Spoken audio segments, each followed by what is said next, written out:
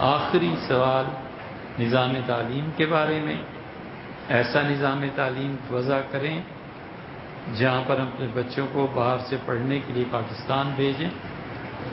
دو نا یار پیسے، 10 کروڑ دے دو، 10 کروڑ دے دو اور 2 سال کے لیے بھول جاؤ، اور 2-4 بچے مجھے دے دو جن کی عمریں 20 سال سے زیادہ نہ ہوں، اور میں انہیں کہہ سکوں کہ بیٹے شادی 30 کے بعد کرنی ہے، فی الحال یہیں رہو، کام کرو، میرے ساتھ مل کے کام کرو.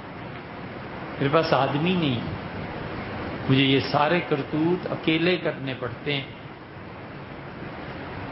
میں کدھر جاؤں؟ کس کو کہوں کہ بیٹے میرا ساتھ دے، ہم کچھ کام کریں؟ ہے نہیں.